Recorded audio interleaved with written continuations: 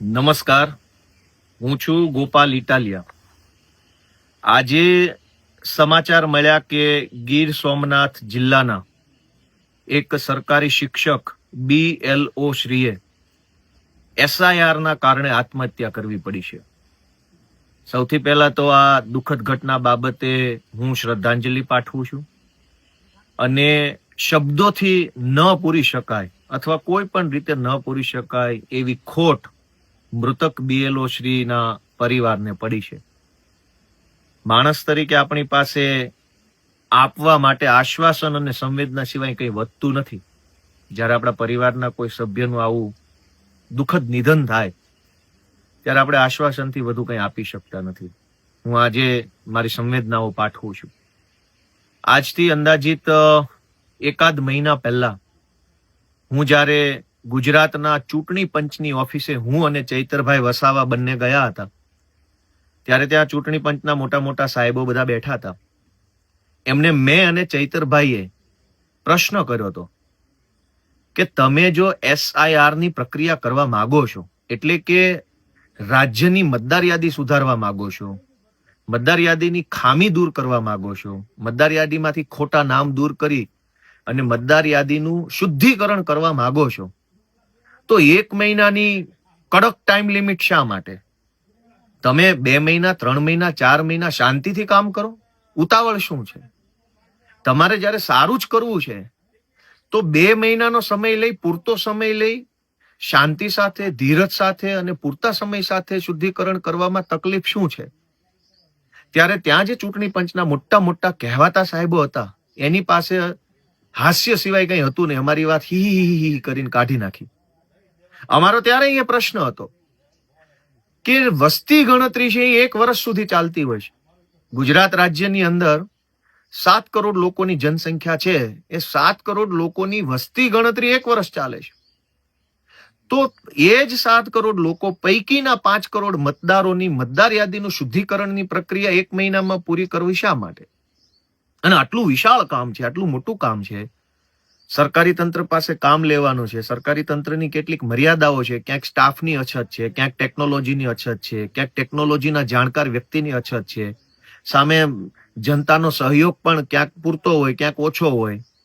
આ બધી પરિસ્થિતિમાં 1 મહિનાની અંદર તમે આવું બધું કરીને શું સાબિત કરવા માંગો છો? એવું સાબિત કરવા માંગો છો કે તમે એટલા બધા કેપેબલ છો કે 1 મહિનામાં ધારો એવું કરી નાખો?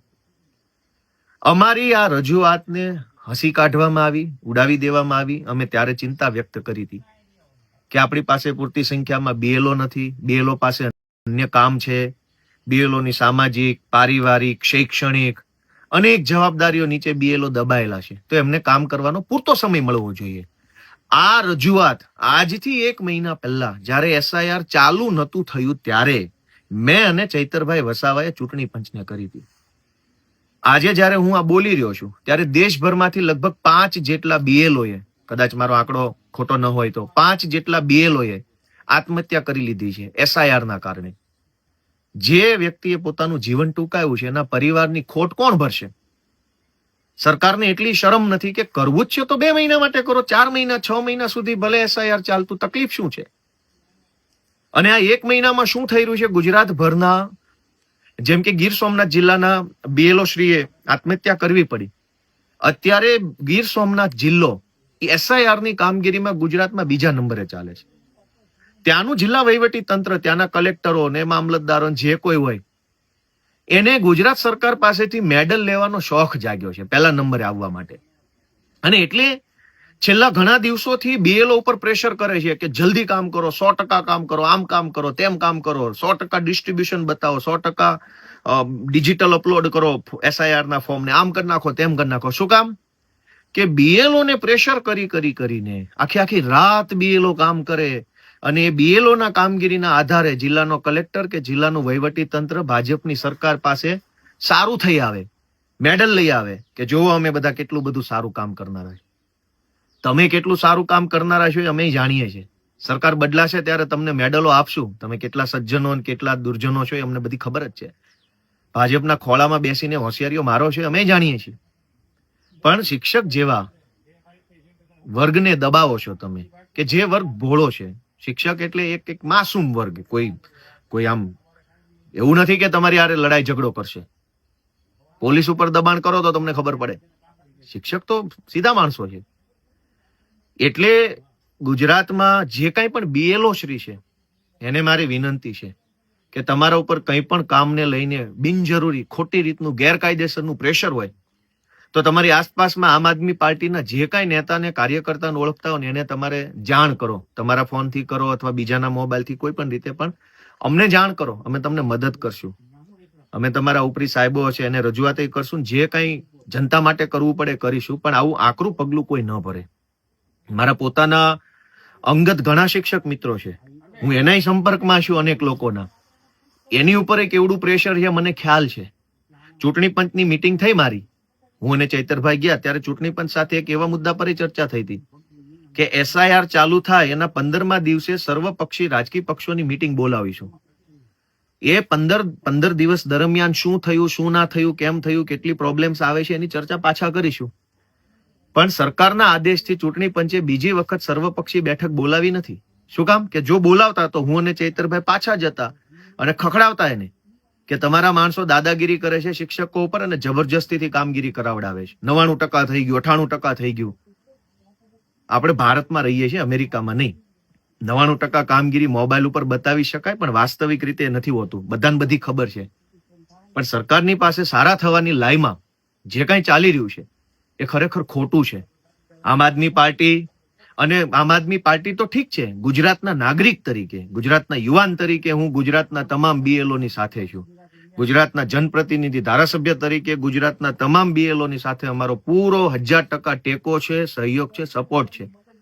તમામ BLO શ્રીને મારી વિનંતી છે કે કોઈએ પ્રેશરમાં આવવાની જરૂર નથી. કામ કરો છો, સારી બાબત છે, શુભેચ્છાઓ છે, અભિનંદન છે. પણ કોઈ આકરું પગલું ભરવું નહીં. અમારી પાર્ટીના કાર્યાલયનો સંપર્ક કરો, મારો સંપર્ક કરો, મેસેજ કરો, ઈમેલ કરો, જે કાંઈ હોય સંપર્ક કરો. પણ આવું આકરું પગલું ન ભરો એવી મારી બધાને વિનંતી છે. બીજી વાત કે આ SIR ની કામગીરીમાં શિક્ષકો ઉપર એવી રીતે પ્રેશર કરવામાં આવે છે કે આ રાષ્ટ્રીય કામગીરી છે. તો રાષ્ટ્રીય કામગીરી ખાલી શિક્ષકો માટે જ છે? જે રાજકીય પક્ષો ચૂંટણી લડે છે, મેં અને ચૈતરભાઈએ ચૂંટણી પંચને પણ કીધેલી આ વાત કે રાજકીય પક્ષો ઉપર ફરજિયાત જવાબદારી નાખો. વિશ્વની કહેવાતી સૌથી મોટી કેડર બેઝ પાર્ટી ભાજપ થઈને ફરે છે તો ભાજપના માણસોને સોંપો થોડુંક કામ. આમ આદમી પાર્ટી વાળાને સોંપો, કોંગ્રેસ વાળાને સોંપો. શિક્ષક જે BLO તરીકે કામગીરી કરે છે એને સતત એવી રીતે ધમકાવવામાં આવે છે મામલતદારો અને કલેક્ટરો દ્વારા કે રાષ્ટ્રીય કામગીરી છે, ધરપકડનું વોરંટ કાઢું. તારા ધરપકડ વોરંટ કી એસી કી તેસી. બાપાની પેઢીઓ થોડી છે કે તમે શિક્ષકોને દબાવીને કામ કરાવશો. એક તો શાળામાં શિક્ષક પૂરતા નથી. કેટલાય શિક્ષકોને પોતાના વતનમાં ટ્રાન્સફર નથી મળતી. કેટલાય શિક્ષકો પતિ પત્નીના કિસ્સામાં અલગ અલગ જિલ્લામાં માનસિક તણાવ હેઠળ કામ કરે છે. કેટલી એવી મહિલા શિક્ષકો છે જેના નાની ઉંમરના બાળકો છે, કેટલાક પ્રેગ્નેન્ટ છે, કેટલાકના સાસુ સસરા મા બાપ બીમાર છે. એ પરિસ્થિતિનું સોલ્યુશન લાવવાની ક્યારેય કોશિશ કરી નથી ને બસ રાષ્ટ્રીય કરીને તમે શિક્ષકોને ધમકાવા નીકળ્યા છો. તો શિક્ષકોની તો કંઈક, શિક્ષકો રાષ્ટ્રીય કામ કરે છે ને. શિક્ષા આપવી એ રાષ્ટ્રીય કામગીરી છે. ખાલી મતદાર યાદી રાષ્ટ્રીય કામ નથી. દેશના ભવિષ્ય બનાવવાનું કામ, બાળકોને ભણાવવાનું કામ એ રાષ્ટ્રીય કામગીરી છે. તો એ રાષ્ટ્રીય કામગીરી કરતા શિક્ષકોને તમે ધરપકડ વોરંટના નામે દબાવવા નીકળ્યા છો એ કેટલું વ્યાજબી છે? અને રાષ્ટ્રીય કામગીરી કરવાની હોય તો માત્ર શિક્ષકોએ કરવાની છે? સરપંચ હોય, ગામની ચૂંટાયેલી બોડી, તાલુકા સભ્ય, જિલ્લા સભ્ય, પાર્ટીના હોદ્દેદારો, મીડિયા, કેટલા બધા લોકો છે. બધાની રાષ્ટ્રીય ફરજ તો બધાની એક સરખી જ હશે. કોઈ શિક્ષકોને વધારે રાષ્ટ્રીય ફરજ છે અને ગોપાલ ઇટાલિયાની ઓછી રાષ્ટ્રીય ફરજ છે એવું તો નહીં હોય. એટલે રાષ્ટ્રીય ફરજ તો કલેક્ટરોની છે. પણ ક્યાં ચેમ્બરની બહાર કોઈએ નીકળવું છે? ક્યાં એના કલેક્ટર બંગલાની બહાર કોઈએ નીકળવું છે? એ બધા એ મોટા બંગલામાં બેસીને આદેશો ખાલી એક કાગળ ઉપર સહી કરવી, ધરપકડ વોરંટ કાઢ્યું, આમ કર્યું. ભાઈ તમે કેટલી રાષ્ટ્રીય સેવા કરો અમે જાણીએ છીએ. સરકાર બદલાશે ને ત્યારે તમે કરેલી સેવાના બદલામાં તમને સારી જેલમાં રાખવામાં આવશે. એટલે આજે બહુ દુઃખ સાથે અને બહુ આક્રોશ સાથે કહેવું પડે છે. દુઃખ એ વાતનું છે કે દેશભરના અનેક BLOએ આત્મહત્યા કરી લીધી છે. એ વાતનું દુઃખ છે. શિક્ષક પોતે શિક્ષણ આપવાનું કાર્ય કરે છે એ રાષ્ટ્રીય કાર્ય જ છે. મતદાર યાદી પણ રાષ્ટ્રીય કાર્ય છે. પણ બધા જ રાષ્ટ્રીય કાર્ય કરવાની જવાબદારી માત્ર શિક્ષકોની નથી, આખા સરકારી તંત્રની છે. રાજ્યના સચિવોની છે, શિક્ષણ સચિવની છે, નાણાં સચિવની છે, રેવન્યુ સચિવની છે. બધાની રાષ્ટ્રીય કામગીરી. જાઓ તમે 4 ફોર્મ ભરો પ્રતિકાત્મક સ્વરૂપે. રાષ્ટ્રીય કામગીરી છે તો ગુજરાતના સચિવાલયમાં બેસતા તમામ સચિવો, નાયબ સચિવો, અધિક સચિવો, મદદનીશ સચિવો, આ બધા લોકોને આપવી હતી ને પ્રતિકાત્મક રીતે 100 ઇન્યુમરેશન ફોર્મ ભરવાની કામગીરી. રાષ્ટ્રીય કામ છે. આપો મુખ્ય સચિવને 100 ફોર્મ ભરવાની કામગીરી સોંપો કે ગુજરાતના કોઈ પણ ગામડામાં જઈને 100 ફોર્મ ભરશે મુખ્ય સચિવ, 100 ફોર્મ ભરશે રેવન્યુ સચિવ, 100 ફોર્મ ભરશે જંગલ વન વિભાગના સચિવ, 100 ફોર્મ ફાઇનાન્સ સેક્રેટરી ભરશે, 100 ફોર્મ અધિક સચિવ ભરશે. રાષ્ટ્રીય કામગીરીના નામે શિક્ષકોને ધમકાવવાનો ધંધો જે ભાજપે ચાલુ કર્યો છે એ બંધ કરી દેવી વિનંતી છે.